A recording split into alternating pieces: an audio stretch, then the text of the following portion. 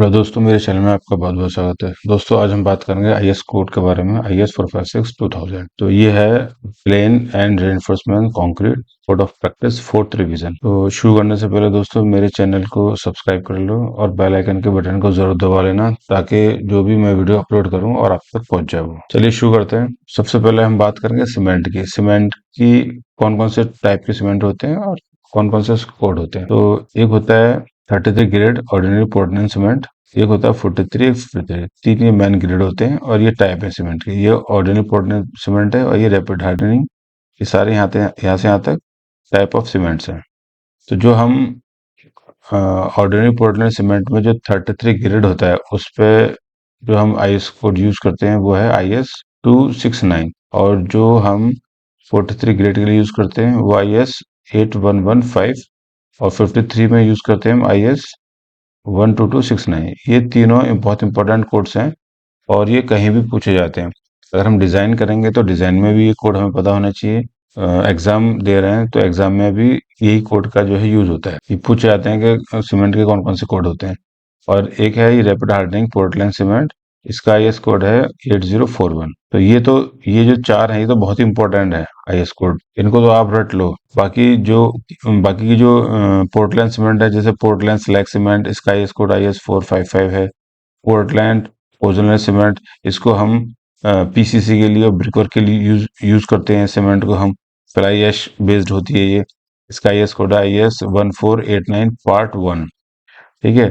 दूसरा है ये पोर्टलैंड पोजनरी सीमेंट, ये कैल्सिनेट क्ले बेस्ड होता है ये। इसका आईएस कोड है IS 1489 part 2। Hydrophobic cements conforming to IS 8043, इसका कोड है। लो हीट पोर्टलैंड सीमेंट, इसका कोड है आईएस 12600। एक होती है सल्फेट रेजिस्टेंट सीमेंट, इसका आईएस कोड है 12330। ठीक है। तो इनको आप बिल्कुल रट लो। ये जो चार है ये बहुत इंपॉर्टेंट है। बाकी का इन सबको आप रट लो। कभी भी आप एग्जाम दे रहे हो या डिजाइनिंग में जा रहे हो, डिजाइन अगर हम कर रहे हैं या हम इंटरव्यू देने के लिए जा रहे हैं, mostly site engineer civil engineers जो है इंटरव्यू देते हैं आगे ग्रोथ के लिए, कंपनी चेंज करते हैं, तो जो इंटरव्यू होता है वो ये सारे कोड्स के बारे में जरूर पूछता है। तो इनको आप रट लो ये इस कोड को। ठीक है। चलिए आगे बढ़ते हैं। अब बात करते हैं हम एग्रीगेट की। Clause 5.3 aggregate.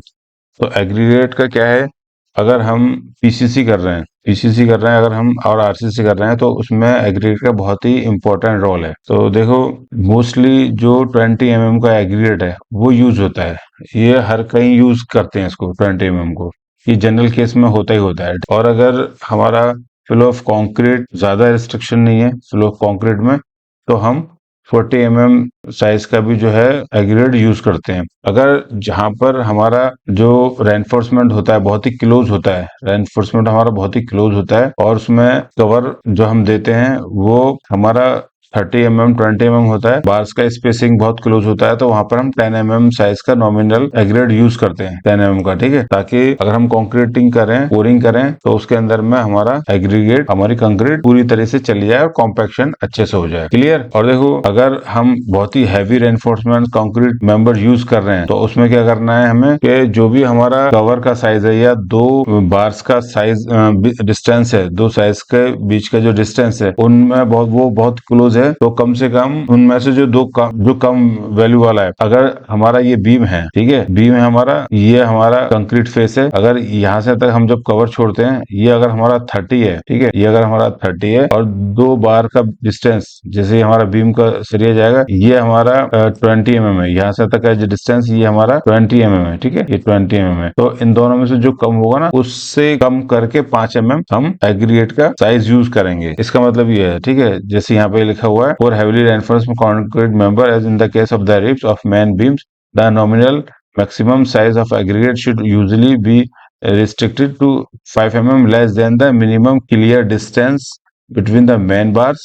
जो दो बार के बीच का जो डिस्टेंस है वो 5 mm से कम होना चाहिए, एग्रीगेट का साइज, और 5 mm less than the minimum cover to the reinforcement, या फिर जो रेनफोर्समेंट कवर है, जो बीम का है, कॉलम का कवर है, उससे 5 mm कम होना चाहिए। इन दोनों में से विच एवर इज स्मॉलर, इन दोनों में से जो कम है उसको हमें प्रेफर करना है। तो अगर इन दोनों के बीच का डिस्टेंस, बार के बीच का डिस्टेंस अगर 20 mm है, कवर हमारा 30 mm है, तो हमें 20 mm लेके चलना है, ठीक है, उससे 5 mm कम करके चलना है, इसका ये मतलब है। क्लियर? चलिए आगे बढ़ते हैं। जब हम कंस्ट्रक्शन करते हैं, कंस्ट्रक्शन में हमें बहुत ही वाटर का जो है जरूरत पड़ता है। पानी का हमारे पास क्या स्पेसिफिकेशन होना चाहिए? जो हम पानी यूज कर रहे हैं, जो हम वाटर यूज कर रहे हैं, उसकी पीएच वैल्यू 6 कम और ज्यादा यूज कर रहे हैं, तो वो हमारा कंस्ट्रक्शन के लिए पानी सुटेबल नहीं है। क्लियर? जो हम स्टील यूज करते हैं साइट पर, उसके आईएस कोड भी आपको पता होना चाहिए। सबसे पहला जो इम्पोर्टेंट स्टील है वो है माइल्ड स्टील। ये हर कहीं काम आता है।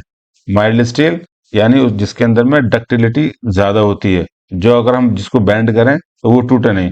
अगर हमारा कोई भी स्टील बार है, अगर हम उसको बैंड कर दें, इस तरह से बैंड कर दें तो बैंड हो जाए इजीली, वो ब्रेक ना हो, जिसमें कार्बन की जो परसेंटेज है वो कम मिलती है, उसको हम बोलते हैं माइल्ड स्टील। उसका आईएस कोड है IS 432। ठीक है, अच्छा, यह है 432 पार्ट 1। और दूसरा है high strength deform steel bar, जो HYSG, जिसको हम बोलते हैं HYSG बार, तो उसका आईएस कोड है IS 1786। ये दोनों इंपॉर्टेंट आईएस कोड हैं, इनको आप एकदम रट लो। ये एग्जाम में भी पूछते हैं, और हम फील्ड में इंटरव्यू देने जाते हैं, सिविल इंजीनियर्स इंटरव्यू देने जाते हैं, तो वहां भी ये पूछे जाते हैं। तीसरा है hard drawn steel wire fabric. अगर हम स्टील वायर फैब्रिक यूज कर रहे हैं तो उसका आईएस कोड है IS 1566। और स्ट्रक्चर स्टील जो हमारा यूज होता है मोस्टली पीबी में, वो IS 2062। ये आईएस कोड है। क्लियर? तो दोस्तों, अगर ये वीडियो आपको अच्छी लगे तो मेरी वीडियो को सब्सक्राइब करो, लाइक करो, इसको ज्यादा से ज्यादा शेयर करो, और बेल आइकन के बटन को जरूर दबा देना, ताकि मैं कोई भी वीडियो अपलोड करूं तो आप तक जरूर पहुंच जाए। ठीक है, चलिए अगले वीडियो मिलते हैं। थैंक यू, जय हिंद।